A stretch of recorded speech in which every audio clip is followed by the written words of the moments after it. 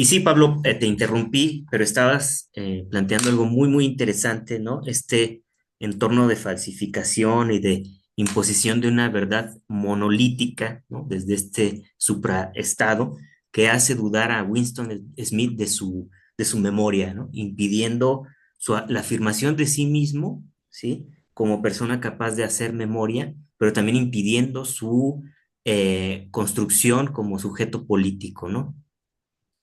Exacto, y justamente esta capacidad por influir en la construcción de una verdad, a mí me recuerda mucho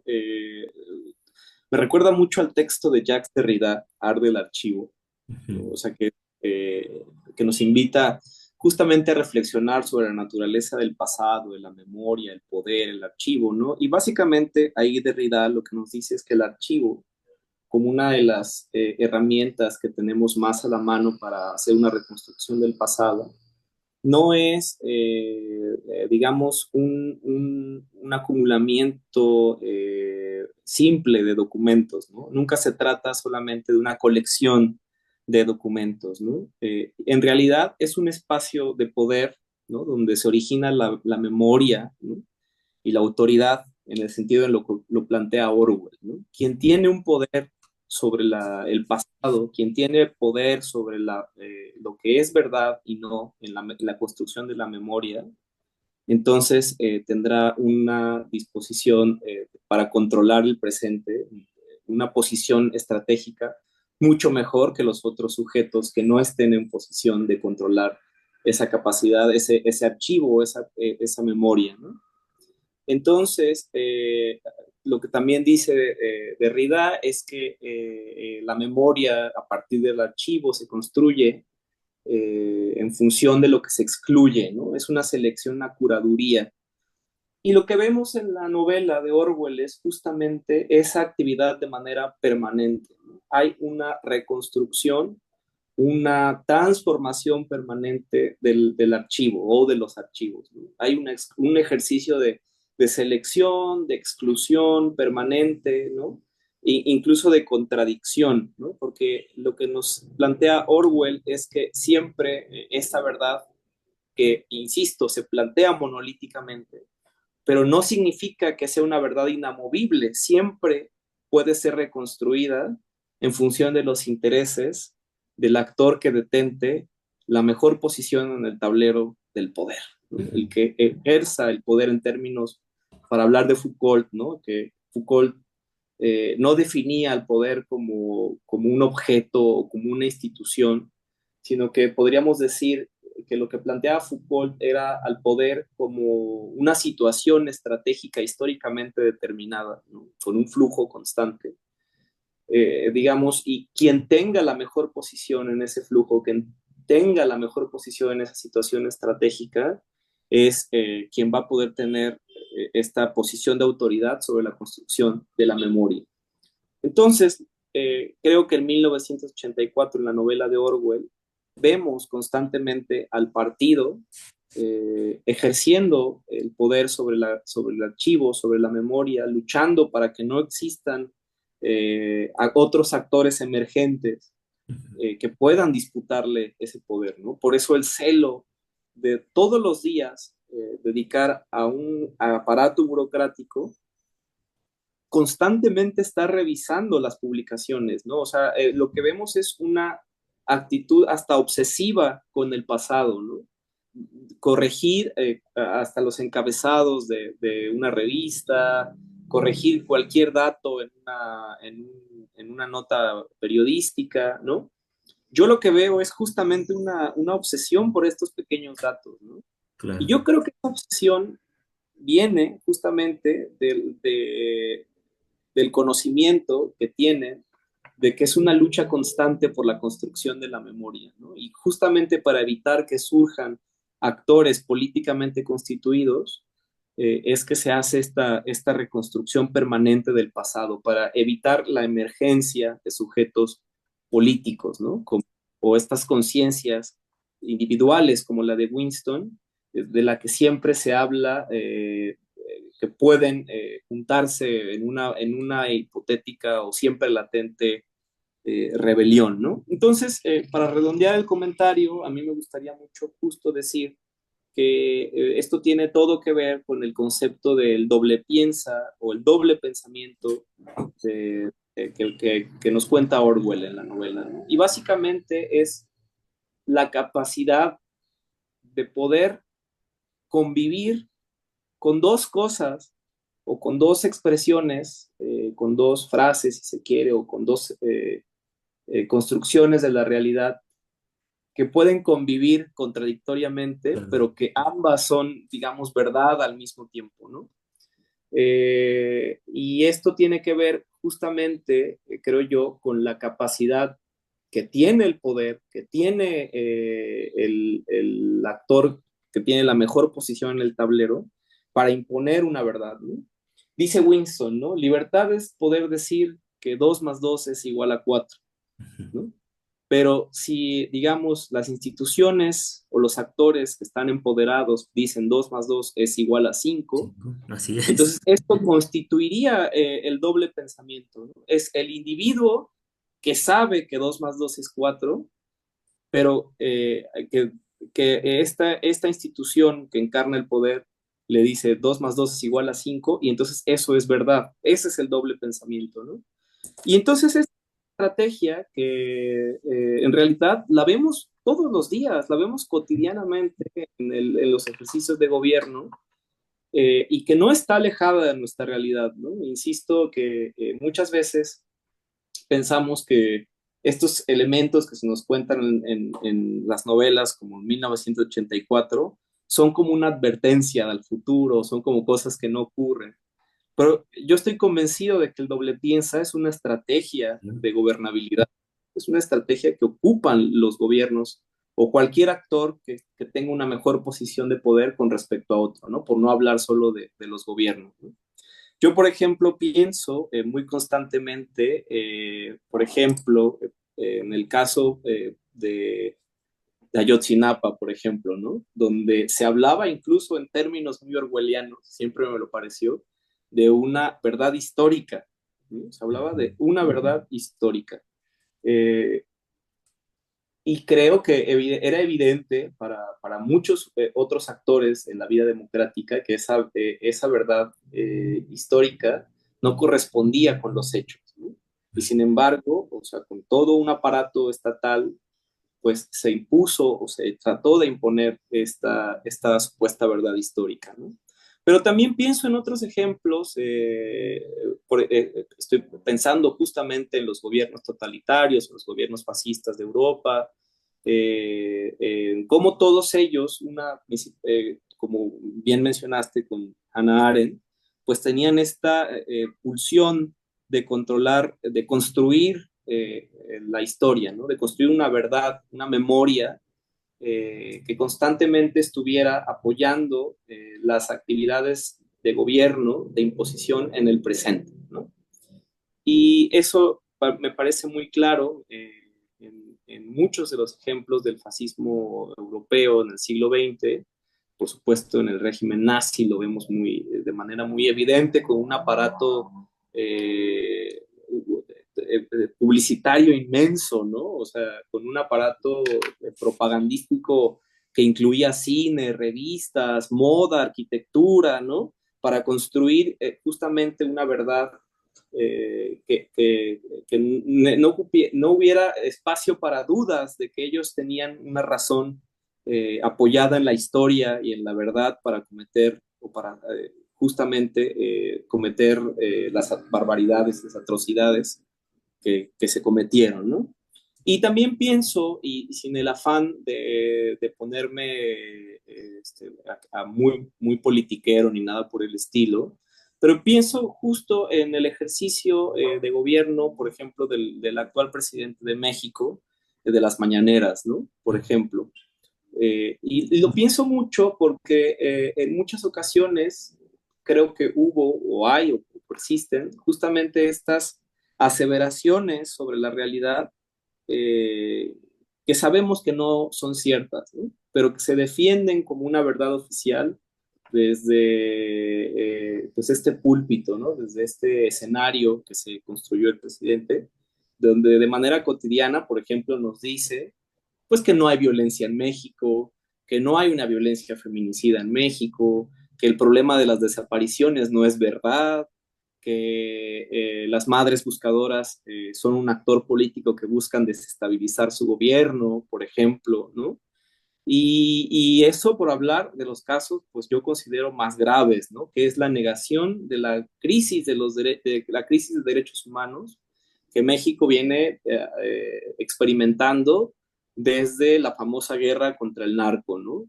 Y vemos una militarización constante del Estado civil en México que continúa hasta nuestros días, pero que se niega frontalmente, ¿no? Entonces, yo veo ahí un ejercicio de doble piensa, doble pensamiento, que está presente en la novela de Orwell, ¿no?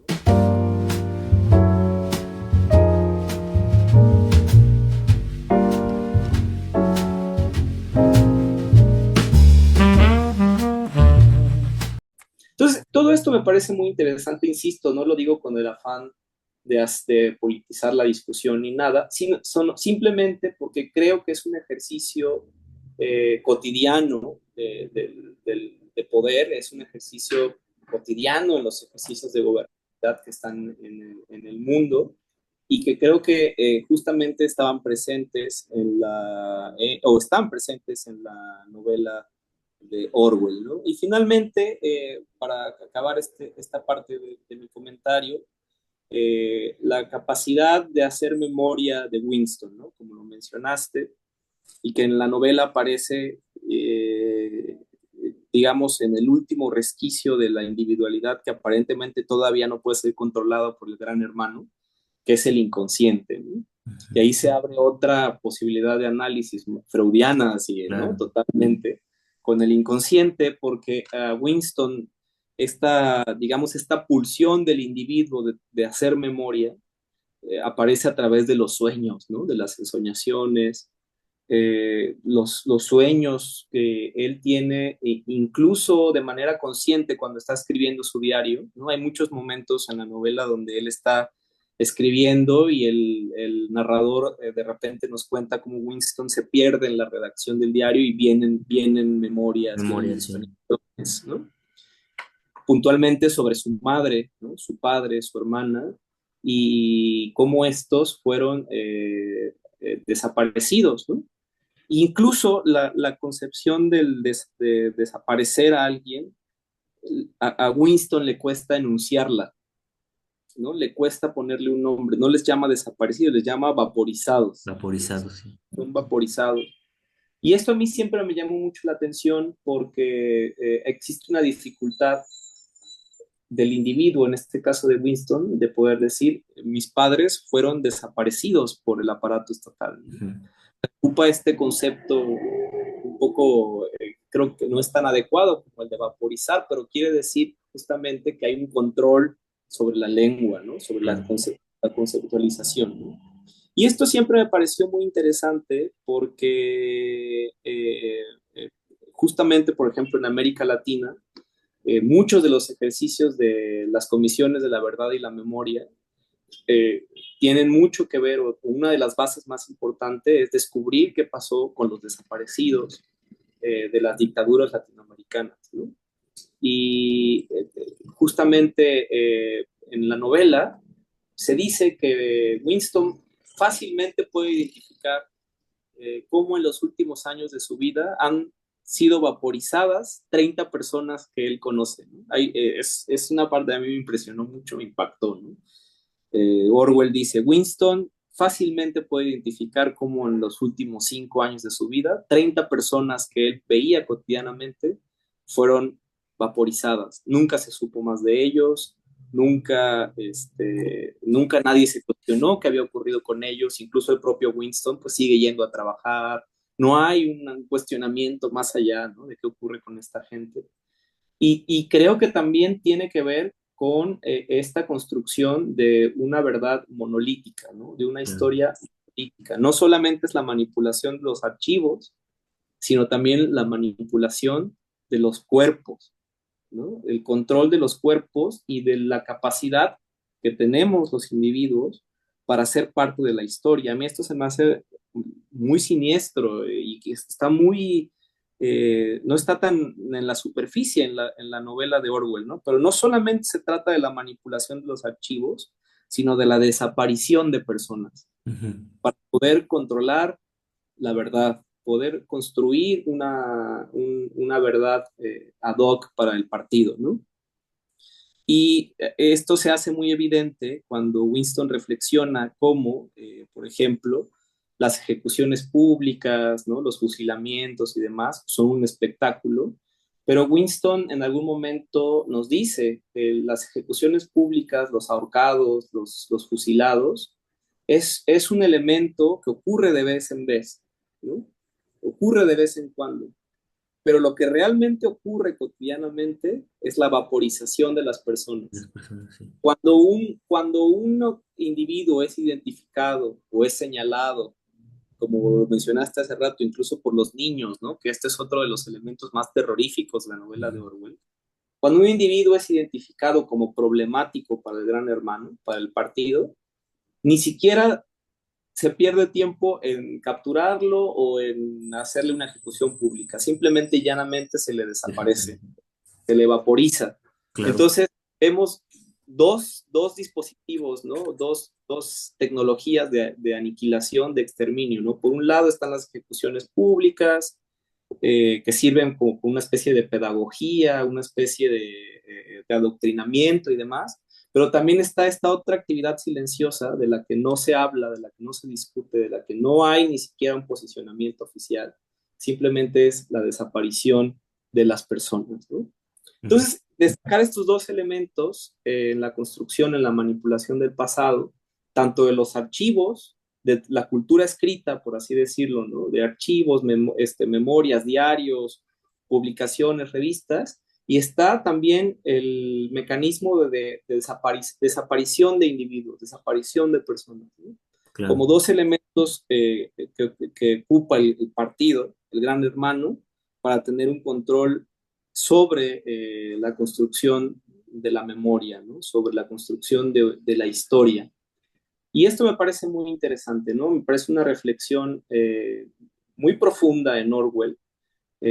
Orwell dice en la novela que solamente un estado totalitario podría pensar que la historia es intocable, ¿no? Ujú. Y esto me recuerda mucho incluso la labor que se hace desde la academia, ¿no? Desde la investigación, porque nosotros sabemos justamente que la historia no es una cosa monolítica, ¿no? Que nunca se puede tocar. Constantemente estamos volviendo a ella, estamos reflexionando sobre ella, estamos construyendo o profundizando en cortes históricos para justamente seguir construyendo la historia en términos más democráticos.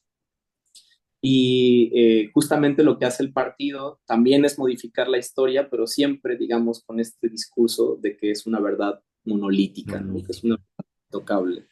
Entonces, esto me parecen pues elementos muy, muy importantes en Orwell y que tocan estos dos elementos del doble pensamiento y este otro elemento que mencionabas, que es la neolengua, ¿no? Ujú. Sí, que es, yo creo que das en el clavo en muchos aspectos.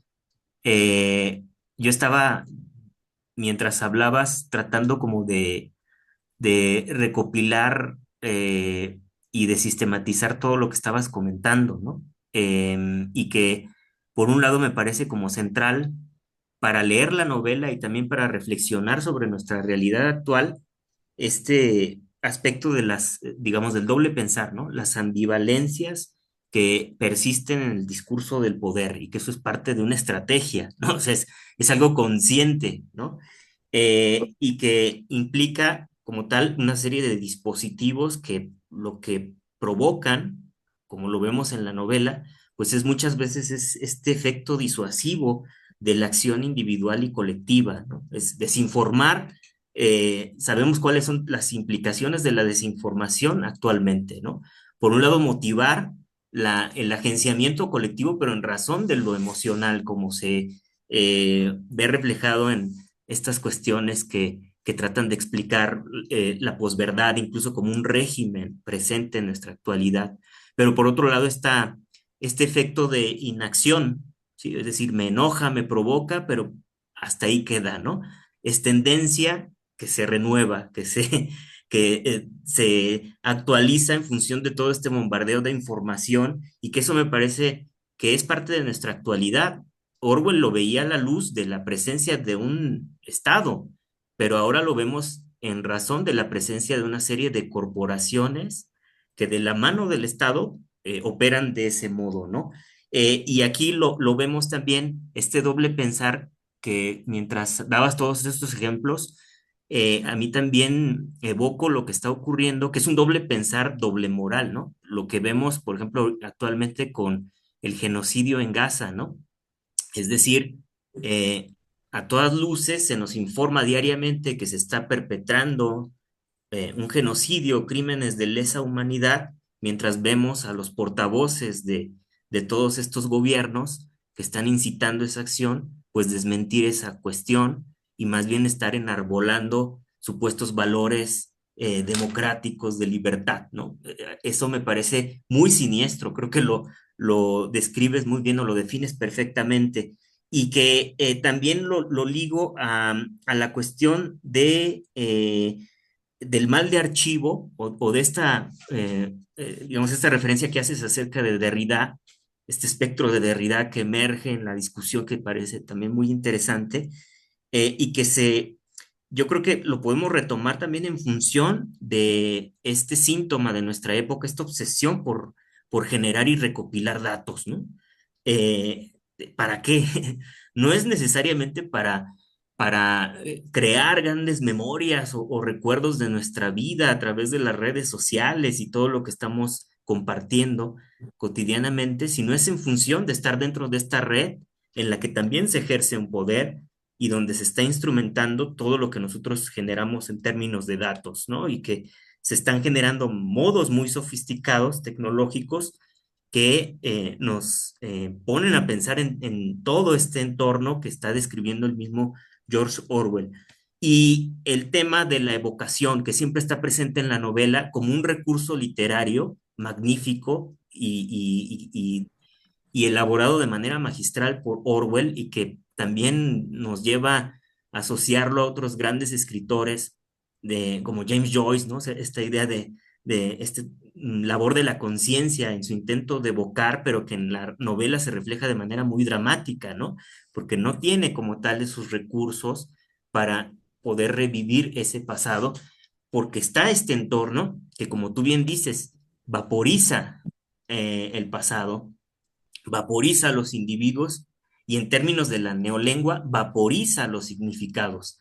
No se tienen significados justamente para, ya ni siquiera para evocar, sino para poder nombrar la emoción o revivir la situación que se vivió.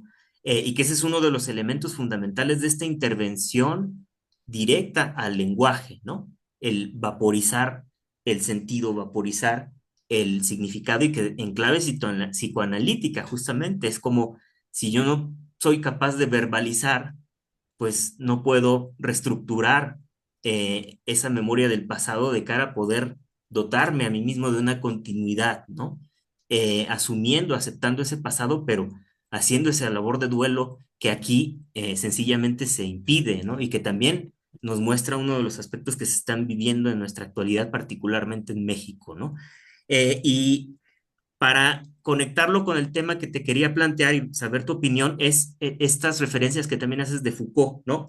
De esta reescritura del pasado, pero desde la manera como emergen ciertas estrategias de poder que intentan intervenir, manipular, pero también en Foucault está la idea de que frente a todo poder hay resistencia y que en esos términos a mí me gustaría ya para cerrar yo por lo menos mis comentarios, retomar eh, lo que representa Winston Smith, ¿no? O sea, la figura de Winston Smith en estos términos, a mí me llevaba a asociarlo recurrentemente, no sé por qué, pero con este concepto clásico de la sociología, ¿no? De la anomia social.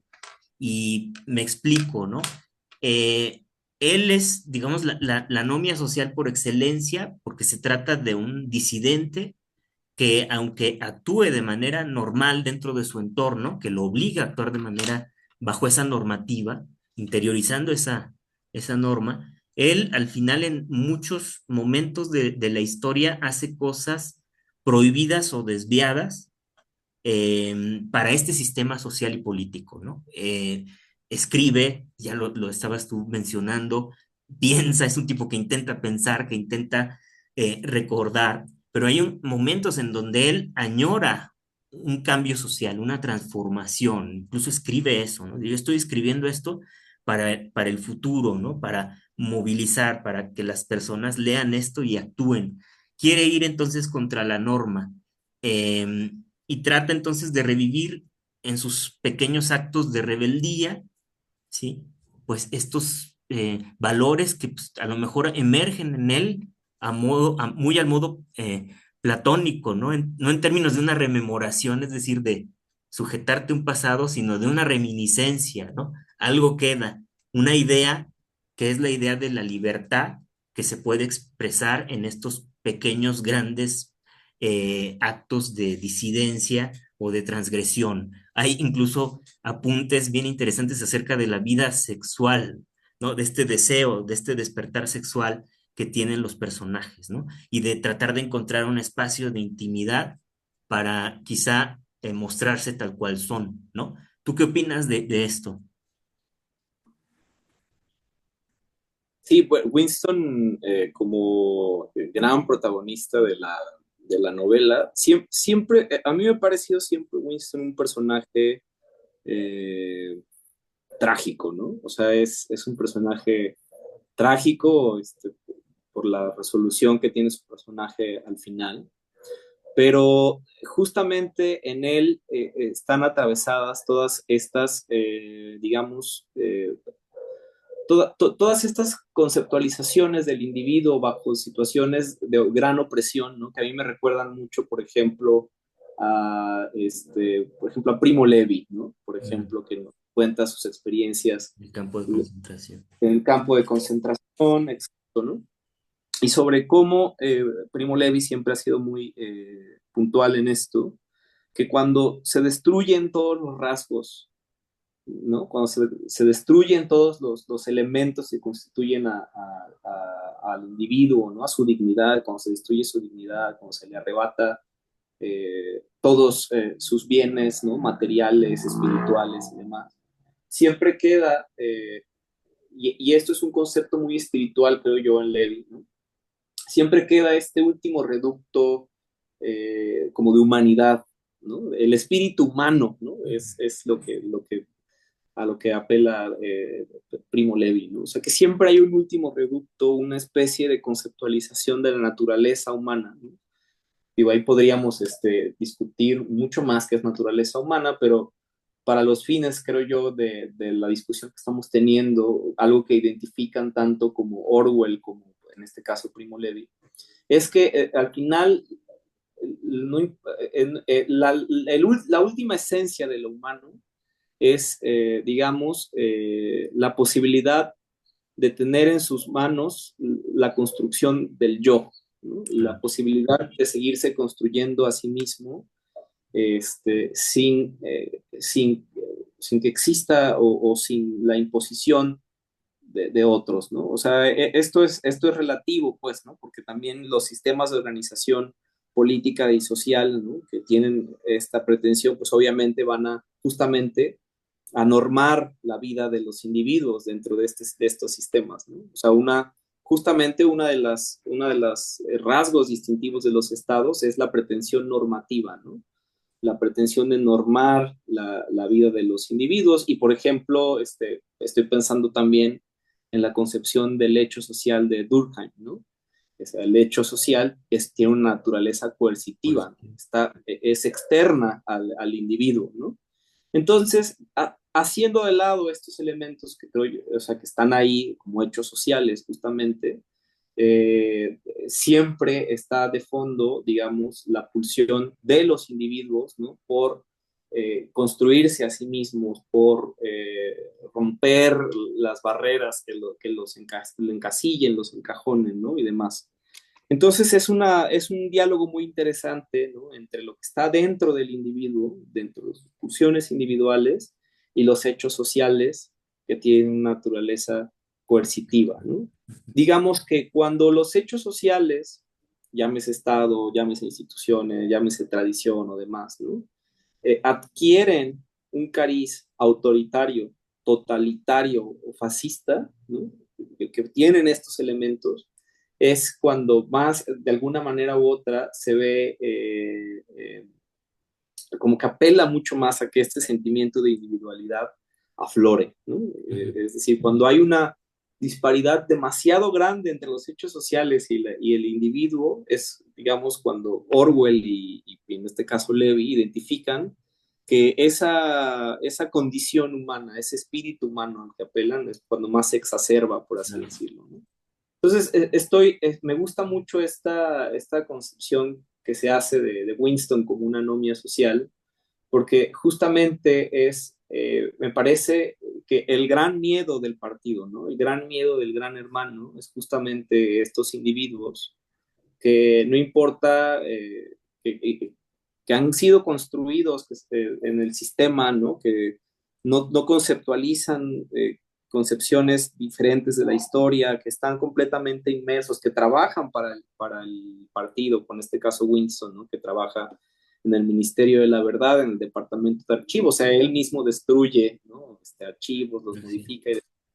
Winston representa el gran miedo del partido, ¿no? Que en la novela pues se identifica con este otro personaje que muchos autores han equiparado con Trotsky, ¿no? Que es Goldstein, ¿no? Boston. Que presenta este enemigo, ¿no? Este enemigo construido por el propio partido para ejemplificar una especie de caja de Pandora, ¿no? Como una especie de baúl vacío en el cual caen todas las descripciones de lo indeseable, ¿no? De lo que no puede ser un individuo dentro de este sistema, ¿no?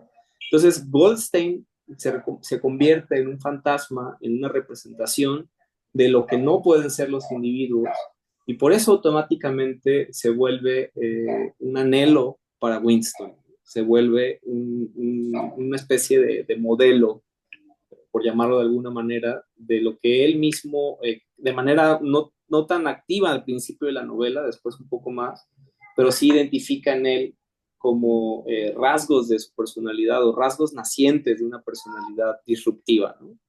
Winston escribe, Winston sueña, Winston tiene deseos, ¿no? Tanto anhelos de libertad como deseos eróticos también, ¿no? Románticos y demás. Y entonces se van transformando a lo largo de la novela, ¿no? Claro. Uno de los elementos más interesantes, pues también es, como ya lo hemos mencionado, la neolengua, ¿no? Y cómo Winston, mediante el acto de escribir, el acto de trabajar esta parte de su cerebro, ¿no? Conectarlo con su motricidad para empezar a escribir, pues se da cuenta o ejemplifica mucho mejor la capacidad destructiva de la neolengua, ¿no?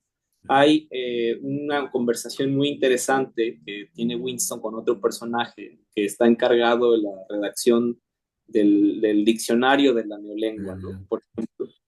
Y este personaje le decía, la destrucción de las palabras es algo hermoso, ¿no? Es algo bellísimo, ¿no?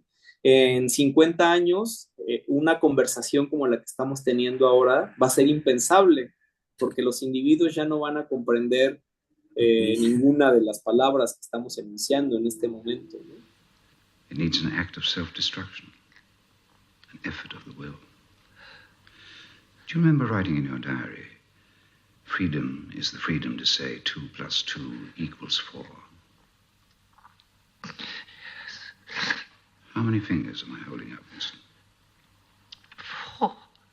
And if the party says there are not 4, but 5, then how many? 5.